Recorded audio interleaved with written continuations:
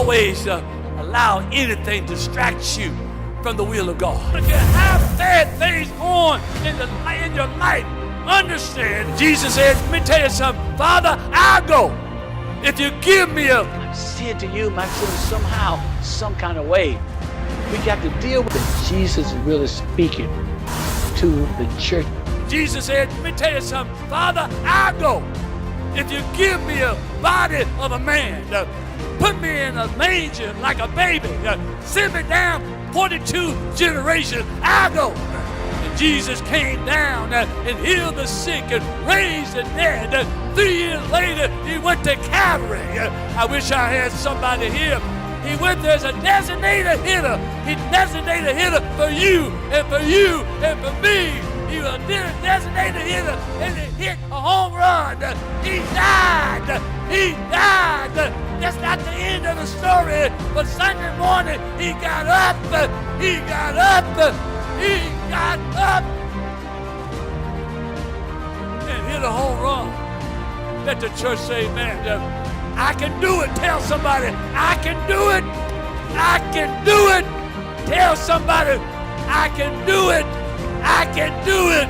I can do it. I can hit a home run for Jesus. Once again, I thank you so much. As always, I always try to start out by letting how appreciative I am for each and every one of you, whether it's a Bible class or whether it's preaching, whether we're in a Wednesday night or whether it's in the afternoon through the week. I want you to know that I'm just grateful. God has been so good to each and every one of us, and certainly when you do that, you want to make sure that you're appreciative to the people that helped you to get to where you are. Whenever you see a frog on a tall pole, you know he can hop, but he can't hop that far. You know, somebody had to help him up get there. And that's where I feel like that wherever I am, by the grace of God, I'm there. And also the people like you has helped me to get where I am as well. But then I'm very grateful. Here we are in the halfway through the year. And that's what I want to talk about is halftime. It's halftime. And that's what I want to deal with. Many times when we use something like a metaphor in terms of trying to let people know or what we're trying to express, we use various objects and various experiences that many of you have. And so you know and I know that from time to time, if you watch football, they have a point where it's halftime. And then when you get to basketball, there's a halftime. Hockey, there's halftime. Unlike sports like baseball, only thing you have, but you're a 7-inning stretch. But I want to talk about halftime because that's where we are. When you look back over what's been going on from January to the end of June, and then what you're going to look at from July the 1st to the end of December for the other half. And so let's reflect. And I got a passage of scripture that comes out of Joshua. And Joshua talking about that in the 24th chapter, Joshua verse 15. I just want to read it to you, if you don't mind. And that is, if it seem evil unto you to serve the Lord, choose you this day whom you will serve, whether gods with your father serve were on the other side of the flood, or the gods of the Ammonites, whose land we dwell. As for me and my house, we will serve the Lord. And what did Joshua really saying to the people? Joshua right now is about 110 years old. He's late, obviously, in his lifetime. And certainly his hair is long, his beard is also long and it's white. He's in what you call the winter time of his life. And now he speaks to the people because he knows he doesn't have much time on this earth. So he really wants to talk to Israel. He wants to talk to the nation of Israel and let them understand that you're now in a new era. But don't forget where God has brought you from. Let me just say that again. We're in a new era. There's no doubt about it. For the last 6 months, the half of the year, it's been uncertain. There's been so much that's going on. And that's what I want to talk about in this Bible class that we have and the time that we have together for these 30, 40 minutes that we have together. In Joshua, in the 24th chapter, verse 15, he talks about the fact is that the God that you served on the other side of the flood, on the other side of the Red Sea, now you're on this side. But don't forget, don't get it twisted, that the same God that brought you from Egypt, out of Egypt, to this area where you are now. He's the same God. And don't get it twisted. Understand that you got to serve this God. This God is the living God as well. And this is what I want to talk to you about. It's halftime. And I indicated to you that when you look at the last 6 months, my sister and brother, it's been tough. I mean, when we started out in 2020, it was very promising. The future very bright. We come out of 2019 and we really looking forward to 2020 because many of us, basically 2019 was really a rough year for many of you. And I know because I'm pastoring a number of people. But I'm saying to you is that when we came to a brand new year, we were looking for the new year to be promising, the future to be bright. People were basically making wedding plans and making vacation plans and all kinds of plans that we were making as we do with the first year. We had basically all kinds of hopes and aspirations for the 2020. And here in the last 6 months, it's been tough. It's been tough for each and every one of us. Uncertainty, it's been death, sickness, economically crisis for many, socially, distance, as well as psychologically. Understand suicide is up because of quarantine. People cannot get to the people who really need to have interaction. And so suicide is up. And it's tough. It's tough. And I say to you, that what will the normal be? What will the normal be when we come out of this? What will be normal? And that's what we're really dealing with each and every day. What will be normal? And will the church be normal? Will worship normal? Will we basically be able to shop normally? We'll be able to go to the stores, all of that, go to vacation, international traveling, all of that. What will be normal? And this is what we got to start thinking about. And so sometimes what we have to do is reset the button. Let me say that again. You got to reset the button and understand that we got to rewind and start thinking about where God has brought us from. And that's what Joshua is really saying. Think about where God has brought us from. And as I indicated to you, he's speaking to the nation of Israel. And he's saying this is the new day. It's a new place. It's a new era that we're in right now. And of course, he was talking about, obviously, the new promised land. And I'm saying to you, I'm talking to you about where we are right now in this new era that we find ourselves in, pandemic, and then what's going to happen after the pandemic. What's going to happen then? And these are the things we need to start thinking about. And certainly, I get so much encouragement with Joshua. I get so much encouragement from the time he started to his old age. He was always faithful. He was always faithful and always instructionable to his people. And so I really want you to understand, as a person that finds himself also in my winter age, so to speak, I want to speak to you and let you know, don't get it twisted, my son, brother. The same God that brought us out of the plantation, brought us to the White House. It's the same God can get us through this pandemic. And we have to understand that. And I think that's what Joshua was trying to say to the people of Israel and the nation of Israel. And what I'm saying to you is a people that's listening to me right now. Understand, my son and brother, Joshua said, don't forget the living God. Whatever you do, don't forget the living God. You can look around and you see, for the most part, what's happening in terms of protests, and obviously protest is meaningful. Much of it is meaningful. A lot of it is destructional. And we basically talk about that Black Lives Matters. Yeah, but not only does it matter just being the police person, when a police officer kills you, it ought to matter when black people kill each other. All life really should matter. Don't get it twisted. Don't get this thing twisted. I understand it. I understand what Black Lives Matters means, and you do too. But I'm saying to you it's terrible when you have injustice. It's terrible when you can't trust the police.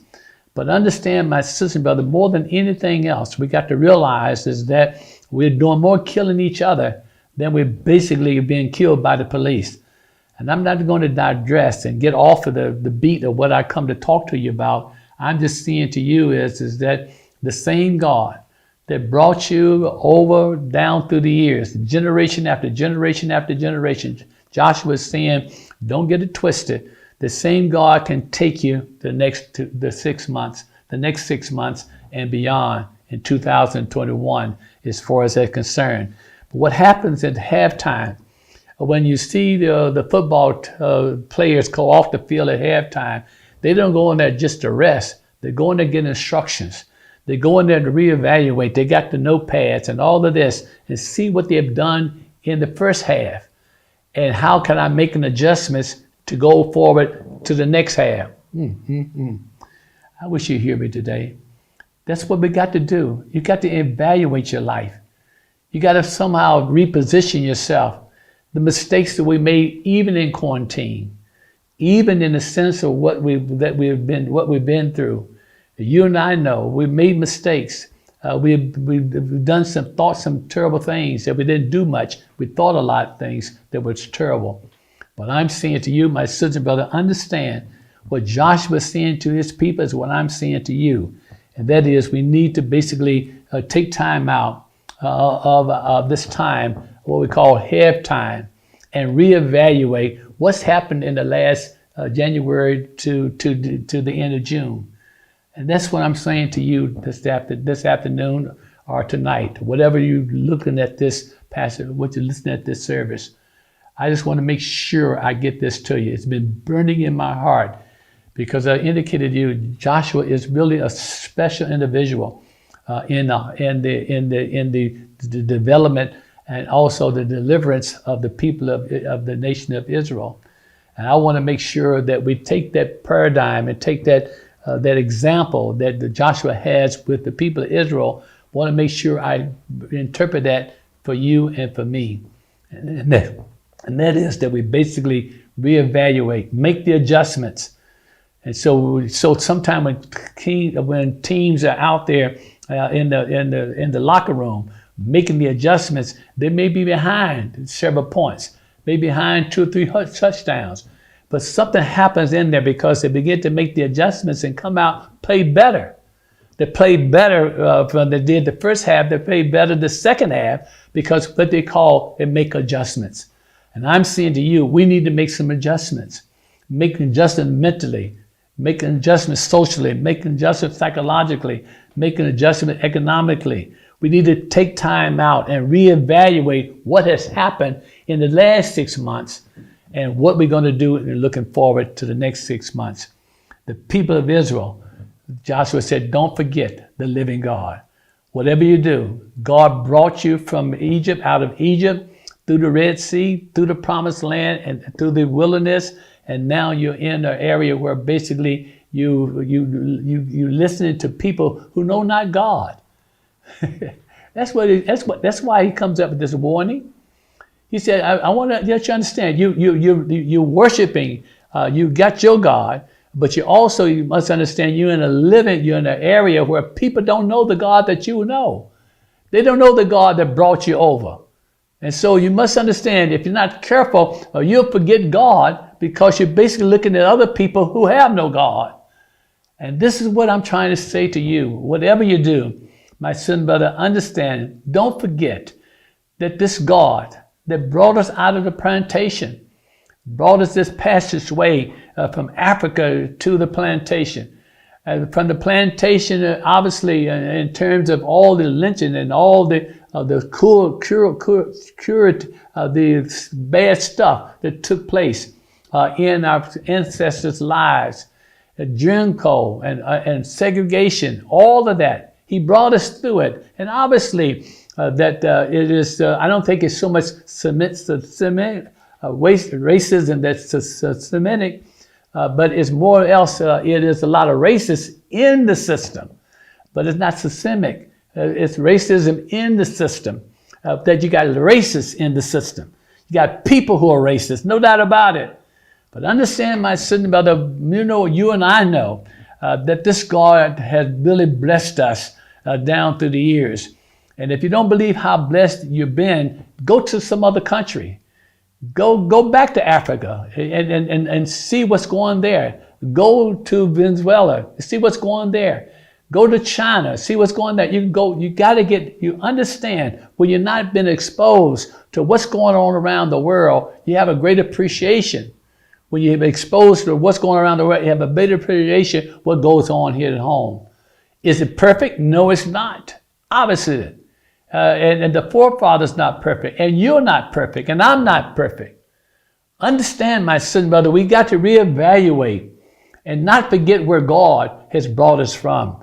And so, again, when you see him talking about the Red Sea, the slavery and the Jim Crow and the segregation and Reconstruction, racism from the plantation to the White House, understand, God has been good, and he continues to be good to us.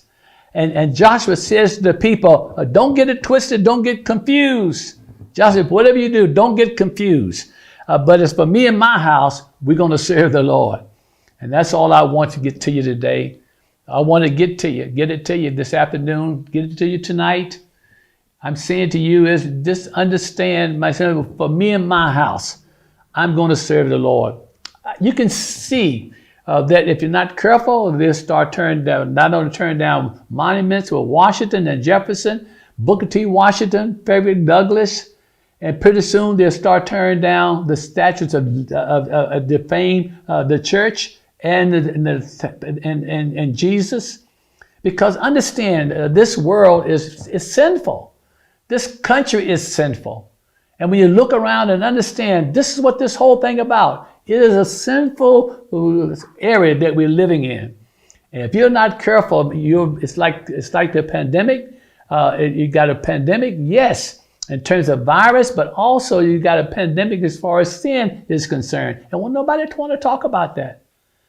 I mean, even the preachers, I get so, and I'm one of them, I get so upset about the fact is that preachers, for the most part, don't want to really tell you the truth, what's really in their heart, because they're afraid they're going to be called something other than what they want to be called.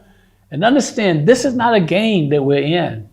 This is not a game. We don't play church. You got to know what church is really all about. You got to know the Word of God. And when you know the Word of God, either you know it, you're convicted and converted and convicted by it, then you have to preach it. And so I say to you, my sisters and brothers, understand what Joshua is saying here. It is halftime. It's halftime. Look back and see what has happened in the last 6 months. And when you start looking back, and then you have some time to reset the button and start looking forward.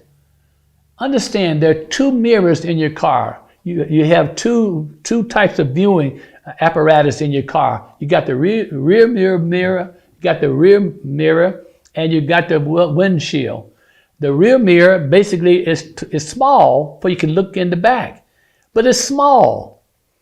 And the reason why it's small is because you don't spend your time looking in the back.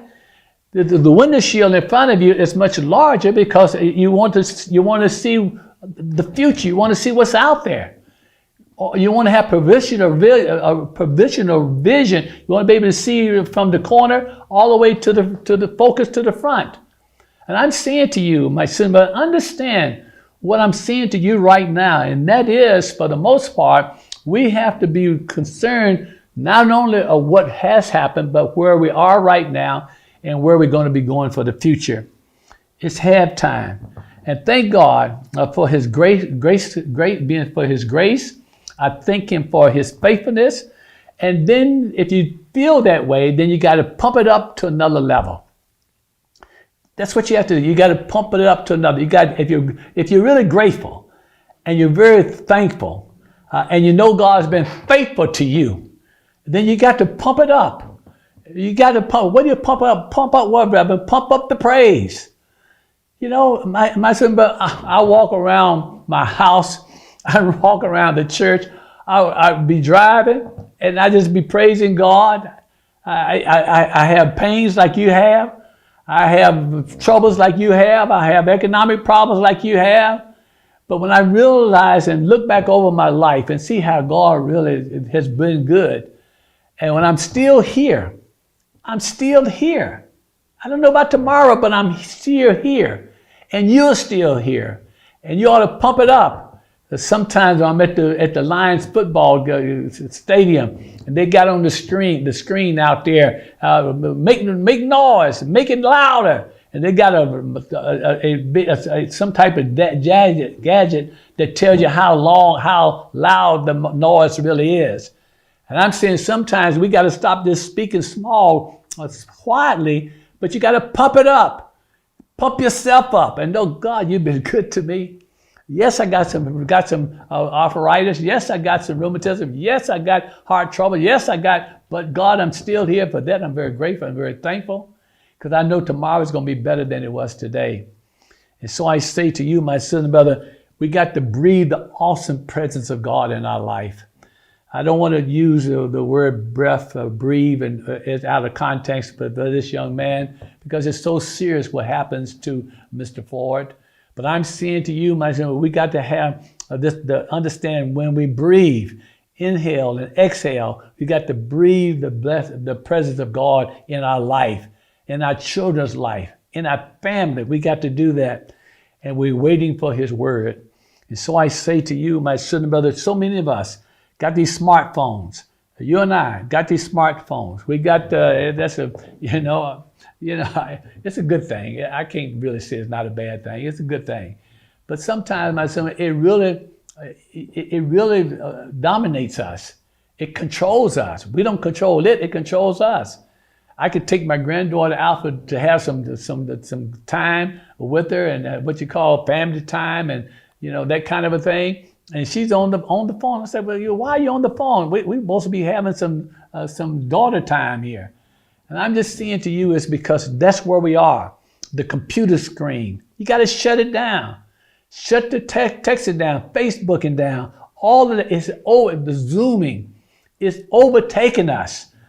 And at some point, you got to shut it down and just have some me time with God. That's what's got to happen here. And that's what Joshua's saying.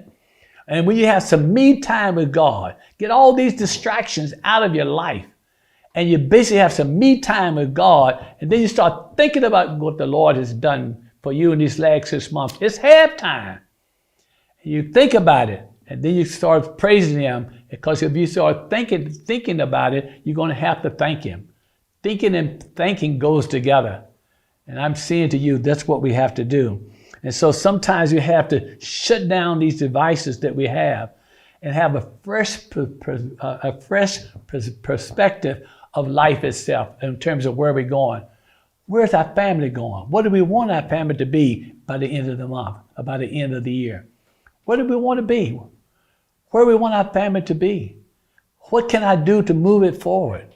How can I move it just a little closer to my goals for my family?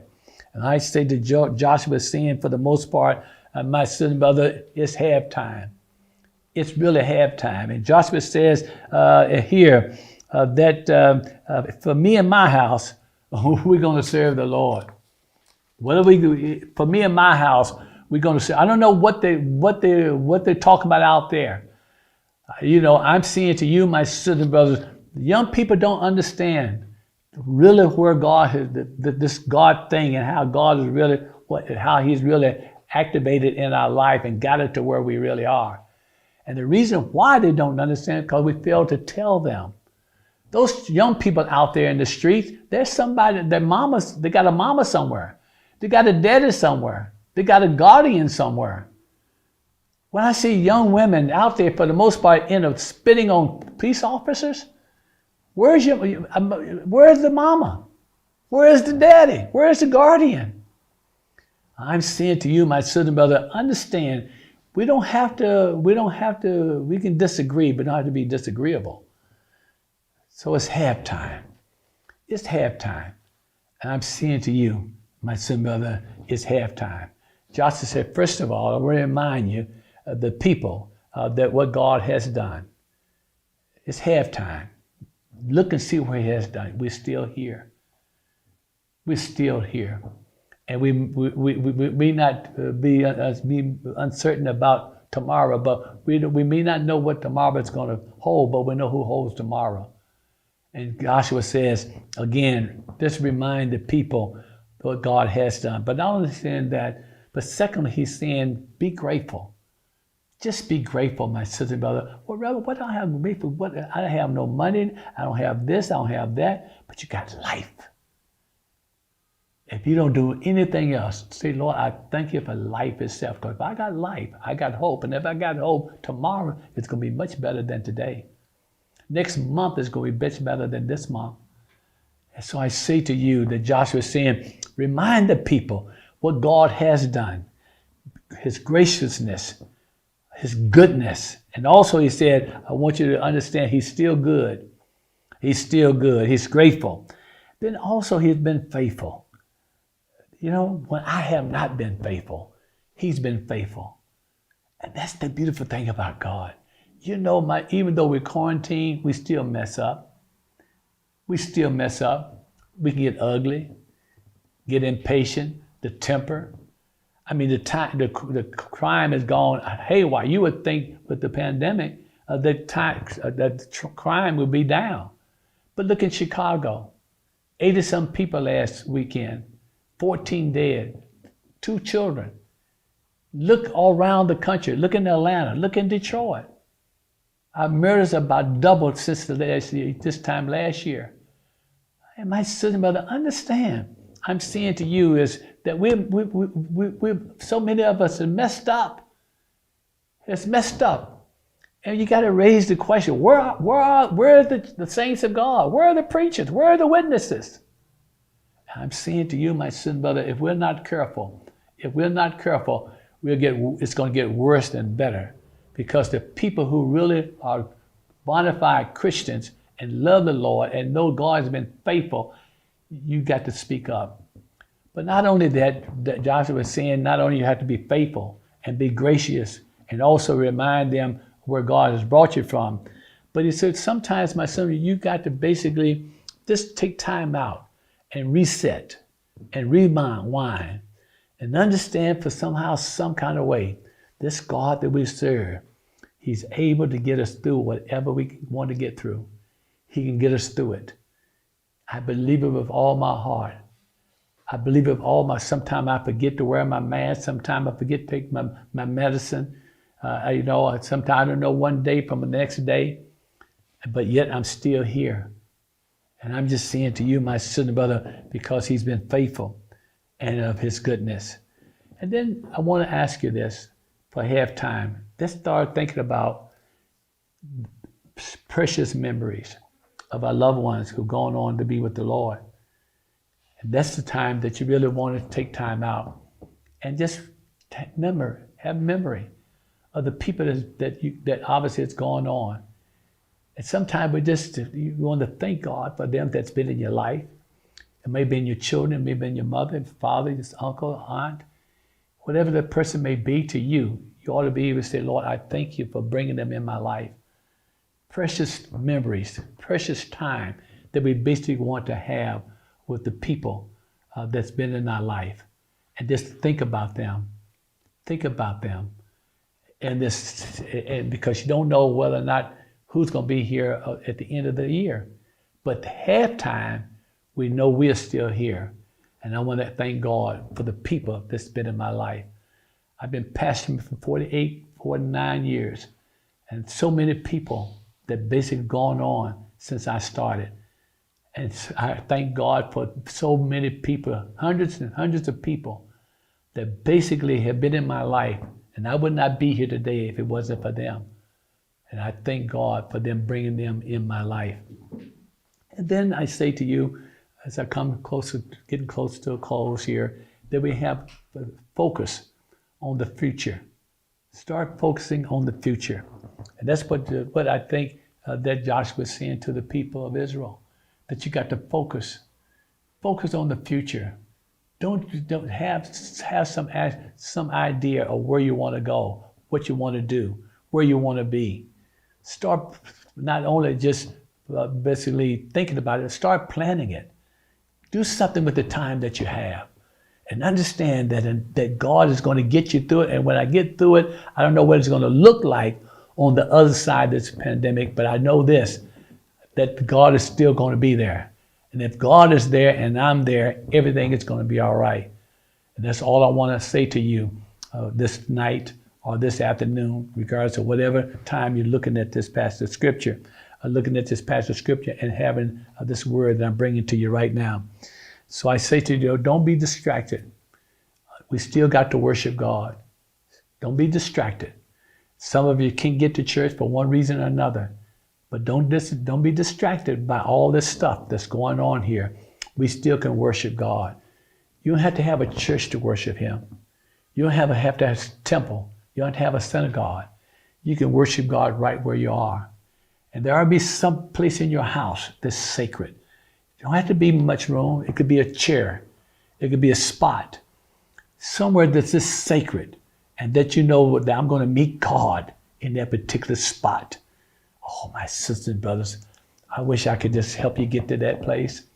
Because I'm telling you, when you get there and you know it's your spot and you know God is waiting for you in that spot, wherever it may be, in your apartment building, in your apartment room, or in your house, your garage, in the backyard, wherever it may be, you have a designated spot where you meet God and know that His presence will meet you there. And you know, whatever tomorrow brings, you can face tomorrow. Because what God has given you is that desire to live for the next day. It's halftime. It's halftime. Thank God for what He's already done. Thank Him for what He's doing right now and what He will be doing in the future. Joshua says again in the 15th chapter, it has seemed evil unto you to serve the Lord.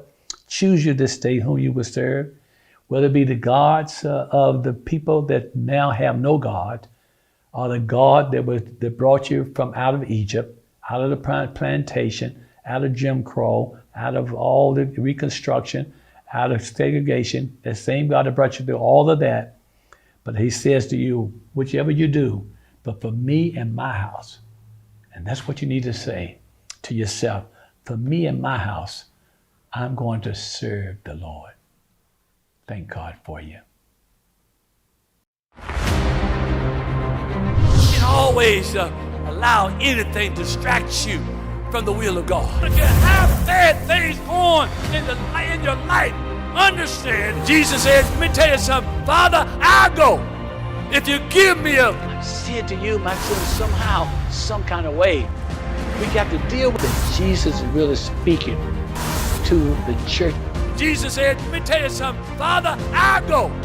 If you give me a body of a man, put me in a manger like a baby, send me down 42 generations, I'll go. And Jesus came down and healed the sick and raised the dead. 3 years later, He went to Calvary. I wish I had somebody here. He went there as a designated hitter. He designated a hitter for you and for you and for me. He was a designated hitter and he hit a home run. He died. He died.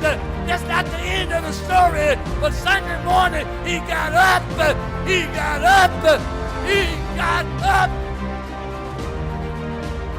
and hit a home run. Let the church say amen. I can do it. Tell somebody, I can do it. I can do it. Tell somebody, I can do it. I can do it. I can do it. I can hit a home run for